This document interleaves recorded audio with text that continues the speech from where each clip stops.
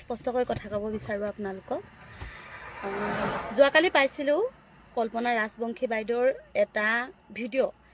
দেৱলতা আৰু কল্পনা ৰাজবংশীৰ আচল ৰহস্যটো কি আহকচোন বাৰু মোৰ ভিডিঅ'টো চাই লওক আচল ঘটনাটো কি হৈছিলে। এইটো ভিডিঅ' তেখেতে দিয়াচোন, ভিডিঅ'টো লগোৱাচোন।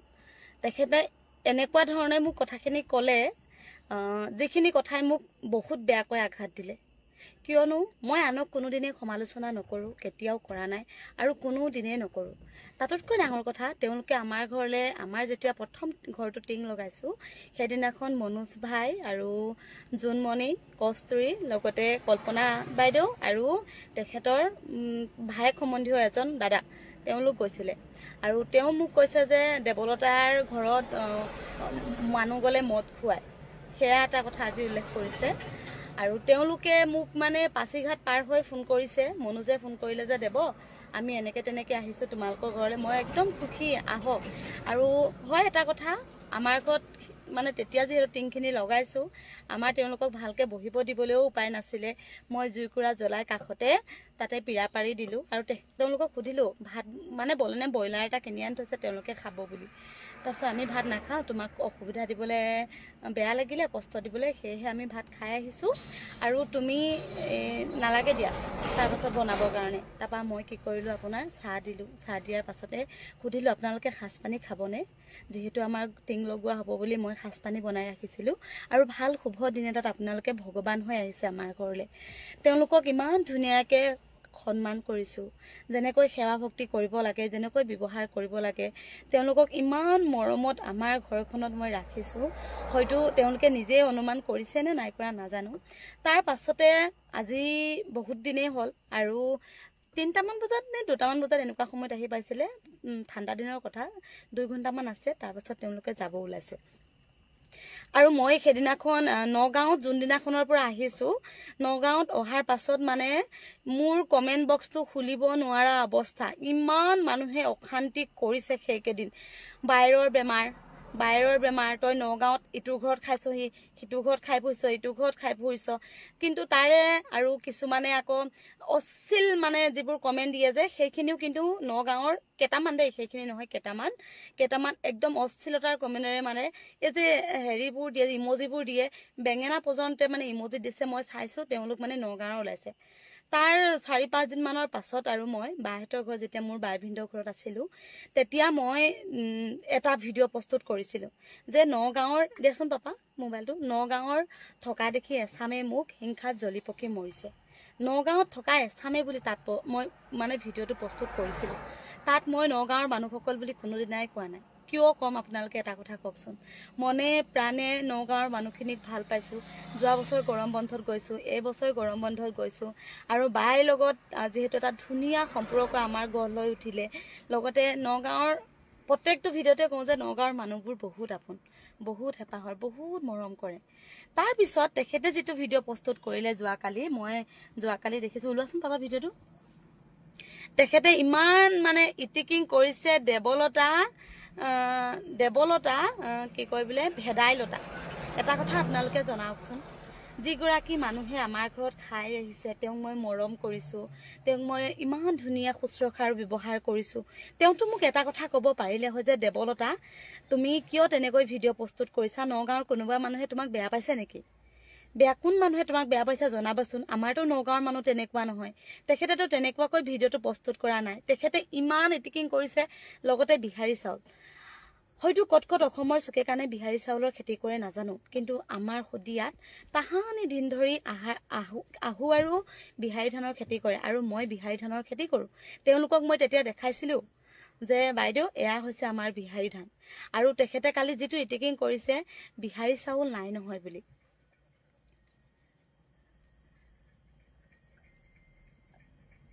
তাৰ পাছত তেখেতে যিটো ভিডিঅ' কৈছে, মাথাত বোলে অকণমান এইটো ভিডিঅ'টো, এইটো মই বোলে চেলিব্ৰিটি নেকি, ৰ'ব দেই দেখাইছোঁ। দাইলত দিছোঁ ঔটেঙা, আৰু যিহেতুকে আমাৰ এইফালে বিহাৰী চাউল নেপায়, সেইকাৰণে আইজং চাউল বহাইছোঁ, আৰু লগতে ঔটেঙা দাইলত দিছোঁ। ঢেকীয়া ভাজিম, মাছ শুকান ফ্ৰাই কৰিম, মানে পুঠি মাছ আছে, পিঁয়াজ দি পেলাই ভাজিম। আৰু ঘৰত ওলাই পেলাই কাপোৰ মাইনাখন ডিকুদাহাক দেখা পাইছেনে কেনেকৈ শুই আছে বেচেৰা বহুত গৰম উঠিছে আৰু এচিটো চলোৱা নাই মানে বাহিৰৰ বগা থাকে বোলো অকণমান আহকচোন আজি এচি নচলাওঁ একদম মানে বিল বহুত অহা হৈছে আৰু দেই আৰু এইখিনিতে আপোনালোকক কওঁ বহুতে মোক একদম শ্বেয়াৰ কৰি আছে ভিডিঅ' অৱস্থা নাইকিয়া হৈ আছে বাৰু গৰমত বহুতে মোক ভিডিঅ' শ্বেয়াৰ কৰি আছে যে বা আপুনিতো নগাঁৱৰ মানুহ কিন্তু নগাঁৱৰ মানুহক এনেকৈ কৈছে বা কিছু সংখ্যক নগাঁৱৰ ব্যক্তি বুলিও কোৱা নাই কিন্তু নগাঁৱৰ মানুহখিনি বহুত মানে হিংসা লাগিছে মই নগাঁৱত অহা দেখি এনেকুৱা এটা ডাইলগ দিছে আমাৰ সকলোৱে পৰিচিত মই নামটো এতিয়া আপোনালোকেতো গমেই পাইছে যিহেতুকে বিহাৰী চাউল বুলি কৈ ভিডিঅ' বনাই থাকে তেওঁ কৈছে যে মই নগাঁৱলৈ অহাৰ কাৰণে নগাঁৱৰ মানুহখিনি হিংসাতেকে জ্বলি পকি মৰিছে কিন্তু আমি জ্বলি পকিবলৈ কি আছে বাৰু কিয় জ্বলি পকিম ক'বহে লাগে সকলোকে লগ পাম ভাল লাগে মানে কি জানে মানে ব্যৱহাৰটোৱে মানুহৰ মেইন আমি যেতিয়া কোনোবা এটুকুৰ জেগাত যাওঁ যেতিয়া আমি তেখেতে ক'লে কি কয় বোলে তেখেতে মোক কৈছে যে বিহাৰী চাউল বা নগাঁৱলৈ যোৱাৰ এই গোটেই কথাখিনি যিহেতু তেওঁ কৈছে মই কিন্তু নগাঁৱৰ গোটেই মানুহখিনি বুলি কোনো এটা ভিডিঅ'ত প্ৰস্তুত কৰা নাই কোনো এটা ভিডিঅ'ত মানে মই কোৱা নাই আৰু তেওঁ মোক মানে শিক্ষাগত অৰ্হতাৰ কথা কৈছে তুমি কেনেকুৱা আছিলা তুমি সেইখিনি কথা তাই মনত থ'ব লাগে ভেদাইলতাই কেনেকুৱা পৰ্যায় আপোনালোকৰ মাজলৈ আহিলো কাৰণে এটা জীৱন যাপন পালো এটা ধুনীয়া জীৱন যাপন তাকো কৰ্ম কৰি আপোনালোকৰ মাজত অহাৰ পাছত বহু মানুহে চিনি পালে বহু প্ৰমোচন কৰিছো তাৰ মাজতে বহু কিবা কিবি কৰাৰ পাছত যি কেইটকা পইচা পাইছো খেতি বাতি কৰিছো তাৰ মাজৰে আমি চলি মেলি মানে যেনেকৈ জীয়াই থাকিব লাগিছে আৰু এইকেইটা জীয়াই থকা দিনকেইটাত মই তেনেকৈ আছো কিন্তু মোৰ কোনো লাগি থকাৰ ইচ্ছা নাই সমালোচনা যিহেতু কল্পনা ৰাজবংশী বাইদেউৰ ইমান ডাঙৰ পুতেক আছে কাকু আৰু কাকুৰ সমনীয়া হয়তো মই হ'বও পাৰো নহ'বও পাৰো কিন্তু তেখেতটো মোৰ মাতৃতুল্য হ'ব লাগে নহয়নে কিন্তু তেওঁ আমাৰ ঘৰলৈ আহিছে আমাৰ ঘৰলৈ অহাৰ পাছত তেওঁ মই ইমানখিনি মৰম দিয়াৰ পাছত তেওঁ মোক ভেদাইলতা বুলি কোৱাৰোতো অধিকাৰ নাই আছেনে বাৰু এটা কথা আপোনালোকে জনাওকচোন তেওঁ যিখিনি কথা ক'লে সেইখিনি কথা আচলতে মোক কোৱাটো উচিত আছিলেনে মই কেতিয়াও কোৱা নাছিলো যে দিয়াচোন সেই ভিডিঅ'টো দিয়া যিটো ভিডিঅ' মই কৈছিলো ইনষ্টাগ্ৰামত দিছিলো আৰু তেখেতক বোলে কোনোবাই সেই বোলে বস্তুটো শ্বেয়াৰ কৰি গৈ আছে বুলিয়ে কোনোবা এটা ভিডিঅ' আগগুৰি নজনাকৈ তেওঁ কোৱাটো জানো কিমান প্ৰয়োজন আছিলে মই তেখেতৰ লগত ইমান দিনে এটা ভাল সম্পৰ্কত আছিলো তেখেতৰ নামটো তেখেতক মই এইটো ভিডিঅ'টো চাব দেই মই স্পষ্টৰে দেখা দিছো ভিডিঅ'ত কি আছিলে দেৱলতাক নগাঁও দেখা পাই এছামে এইকেইদিন হিংসাত জ্বলি পৰি মৰিছে কমেণ্ট বক্স খুলিব নোৱাৰা অৱস্থা ইমানেই লেতেৰা ভাষা প্ৰয়োগ কৰি কমেণ্ট দিছে তাকো আমাৰ অসমীয়া পুৰুষ আৰু মহিলাসকলে এসপ্তাহ নগাঁৱৰ বাইভনীৰ ঘৰত থাকিলেও আৰু এসপ্তাহৰ কাৰণে ওলাইছো আকৌ গুৱাহাটীলৈ বুলি আৰু নিজকে অকণমান ধুনীয়া কৰিলেও বুলিয়ে ফেচিয়েল আৰু হেয়াৰ স্পা কৰিছো নগাঁও ফৌজদাৰীপতিত থকা দাপোন নামৰ পাৰ্লাৰখনত ইয়াত সকলোবোৰ সুবিধা আপোনালোকে ল'বলৈ পাৰিব যেনে hair smoothing hair botox keratin smoothing hair spa keratin spa hydra facial manicure pedicure লগতে অল টাইপছ অফ ফেচিয়েলত এই গোটেইখিনি সুবিধা আৰু বৰ্তমান ইয়াত বুকিঙো চলি আছে যদি কোনোবাই বিচাৰে বিউটিচিয়ানৰ কোৰ্চ শিকিবলৈ তেনেহ'লে যোগাযোগ কৰিবৰ কাৰণে নাম্বাৰটো দি দিছো আপোনালোকে যোগাযোগ কৰিব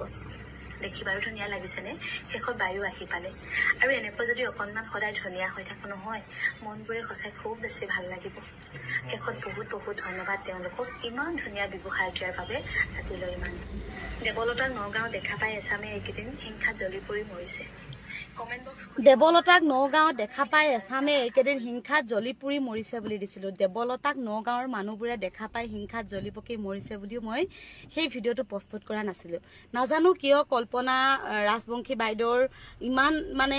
তেওঁক বোলে আঘাত দিলো মই নগাঁৱৰ মানুহক আঘাত দিলো বুলি কৈছে কিন্তু মই নগাঁৱৰ মানুহখিনিক তাত মানে কোনো কাৰণত মই উল্লেখ কৰা নাই যেতিয়া তেওঁ মোক সেইখিনি দিলে তেতিয়া মই মানে তেওঁ যদি অন্তত ভিডিঅ'টো এনেকে কোৱা হলে বা চালি জাৰি চোৱা হলে তেওঁ যিহেতু শিক্ষাগত অৰ্হতা বহুত বুলি তেওঁ নিজে কৈছে তেতিয়াতো তেওঁ চালে হলে যে নগাঁৱৰ মানুহখিনিৰ ইয়াত নাম কোনো উল্লেখ হোৱাই নাই কিঞ্চিতো হোৱাই নাই তেখেতে কিন্তু তাত নিজেই উভন দালি মাৰি কৈছে যে হেৰি নগাঁৱৰ মানুহে কিয় বেয়া পাব কি কাৰণে বেয়া পাব কিয় কবা তুমি মইতো নগাঁৱৰ মানুহৰ নাম লোৱাই নাই আৰু যেতিয়া তেওঁৰ সৈতে ইমান ধুনীয়া চিনাকি তেওঁ আমাৰ ঘৰত গৈ আহিছে তেওঁ আমাৰ ঘৰত কিমান সময়ৰ কাৰণে আছে মই কেনেকুৱা অন্তত তেওঁ মোক নিজে দেখি আহিছে মই চেলিব্ৰিটি হয় নে নহয় মই অহংকাৰী হয় নে নহয় তেওঁ নিজ চকুৰে আমাৰ ঘৰত দেখি আহিছে তেতিয়া তেওঁলোকক বহিব দিবলৈ আমাৰ ভাল ব্যৱস্থা এটা নাই আৰু তেতিয়া মানে এছামে বুলি কৈছো যে এছামে শব্দটো মই নগাঁৱৰ মানুহক কোৱা নাই নগাঁৱত থকা দেখি এছামে মোক হিংসাত জ্বলি পৰি মৰিছে মই সিমানটোহে কৈছিলো কিন্তু তেখেতে কি কৰিলে মানে তেখেতে মানে উলুটা কৰি পেলালে সম্পূৰ্ণ উলুটা কৰি পেলালে তেখেতে যেতিয়া সেই কথাখিনি কৈছে তেতিয়া মই পোষ্ট এটা দিলো কাৰণ বহুত বেছি দুখ পাওঁ মই ভুল নকৰাকে মই অন্যায় নকৰাকে মোক সমালোচনা কৰাটো মই মানে বহুত বেছি কষ্ট পাওঁ কিয়নো আজি ভিডিঅ' বনোৱা 3টা বছৰ হ'ল 3টা বছৰে মই কাকো সমালোচনা কৰা নাই কোনোবাই বেয়াকে কৈছে যদিও সেই বেয়াখিনিও মই মানি লৈছো কোনোবাই যদি মোক অশ্লীল ভাষাৰে প্ৰয়োগ কৰিছে সেইখিনিও মই মানে ভালকে আছো তাৰ পাছত যে মই যে কমেন্টটো লিখিলো মোক যে কৈছে শিক্ষাগত অৰ্হতা থাকিবলৈ মাইণ্ড থাকিব লাগে নিজৰ দিনবোৰ পাহৰি যাব নালাগে তেতিয়া মই কমেন্টটো দিলো মই কমেন্টটো আছে চাব পাৰে আপোনালোকে আমাৰ ঘৰত যেতিয়া যায় সেই যিজন ভাইক দাদাক লৈ গৈছে তেখেতক তেতিয়া মানে তেখেতক কৈছে যে দেৱ ভিডিঅ'ত নুলিয়াবা আৰু কৈছে যে মই বোলে কিবা ভিডিঅ' বোলে লুকুৱাইছো বুলি কৈছে মই মনে মনে কিবা ভিডিঅ' কৰিছো বুলি কৈছে আমাৰ ঘৰলৈ যে ইমান মানুহ যায় হিচাপ নাই কিন্তু কোনো এজন মানুহক আজিলৈকে পাৰমিশন নোলোৱাকে ভিডিঅ' প্ৰস্তুত কৰা নাই কিছু লোকেতো কয় দেৱ তোমালোকৰ ঘৰলৈ আহিছো কিছু লোকে কয় যে দেৱ তোমালোকৰ ঘৰলৈ আহিছো তোমালোকৰ ঘৰলৈ আহিলে কি আমাক ভিডিঅ' এটা কৰি নিদিয়া নে আমাক নেদেখুৱা নে তাৰ পিছতহে মই ভিডিঅ' প্ৰস্তুত কৰো আৰু সেইদিনাখনো মই কৰা ভিডিঅ'টো আপোনালোকক যিহেতু ৰীল এটা আকাৰে দেখাইছিলোৱে তাৰ পাছত যিটো ক্লিপ মই লগাই দিছো যিটো ভিডিঅ' লগাই দিছো সেই ভিডিঅ'টো মনোজ ভাই কৰা আৰু মনোজ ভাই পৰা মই ভিডিঅ'টো আপোনালোকৰ মাজলৈ এৰি দিছো আৰু তেখেতে কৈছে বোলে যে প্ৰমাণ দিব লাগিব কাৰণ আনৰ সংসাৰ এখন কি কয় বেয়া কৰিছো মই তেওঁৰ ভাইকৰ সৈতে সেই দাদাৰ সৈতে মই তেওঁ কোনো ধৰণৰ বেয়া সম্পৰ্ক তাত মই উচ্চাৰণ কৰাই নাই তেওঁ কৈছো যে আপুনি যেনেকৈ ভাইকৰ সৈতে থাকিব লাগিছে তেনেকৈছো নাথাকিলে মই সিমানটোৱে কৈছো যিটো ক্লিপ মই লগাই দিছো যিটো ভিডিঅ' লগাই দিছো সেই ভিডিঅ'টো মনোজ ভাই কৰা আৰু মনোজ ভাই পৰা মই ভিডিঅ'টো আপোনালোকৰ মাজলৈ এৰি দিছো আৰু তেখেতে কৈছে বোলে যে প্ৰমাণ দিব লাগিব কাৰণ আনৰ সংসাৰ এখন কি কয় বেয়া কৰিছো মই তেওঁৰ ভাইকৰ সৈতে সেই দাদাৰ সৈতে মই তেওঁ কোনো ধৰণৰ বেয়া সম্পৰ্ক তাত মই উচ্চাৰণ কৰাই নাই তেওঁ কৈছো যে আপুনি যেনেকৈ ভাইকৰ সৈতে থাকিব লাগিছে তেনেকৈছো নাথাকিলে মই সিমানটোৱে কৈছো